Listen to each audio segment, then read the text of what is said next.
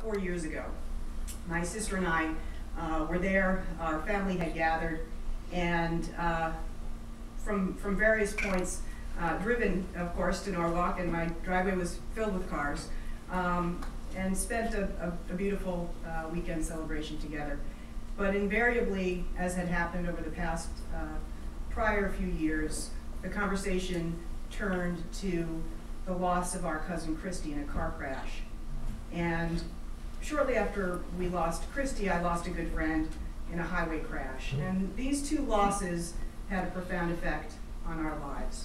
And we started chewing on the contradictions that the car presents, particularly that contradiction between the intense pleasure that the car brings to us and the profound losses and tragedies that it also can bring. And on a daily basis, the contradictions between the convenience that the car brings and the frustrations that it also brings. So broadly speaking, we wanted to explore the impact that this single object, this powerful piece of technology, has on our lives. And we thought we could bring to bear our respective experiences. My sister, Lutz, is a professor of anthropology.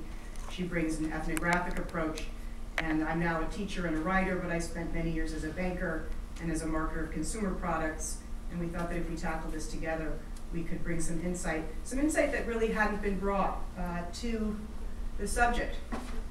And we embarked on our research, which took us across the country from exurban housing developments that were being carved out of rural countryside in Tennessee to Detroit to visit GM and go to its proving grounds in Milford. We traveled to seedy used car lots in the inner cities. We traveled to auto shows and auto museums, and we spoke to a variety of people with expertise around the car and around the ancillary services that are provided and those who work to mitigate against some of the negative effects of the car. But mostly we talked to ordinary people, the owners, the buyers, the drivers of the 244 million cars that ply our roadways. And really, of course, our research started earlier, as all of ours do, with a family car.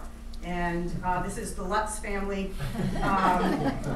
And it's not the Bob Lutz family. We've actually been asked a few times already whether we're related to the Detroit legend, the outspoken Bob Lutz, who's worked at the big three automakers, and the answer is no.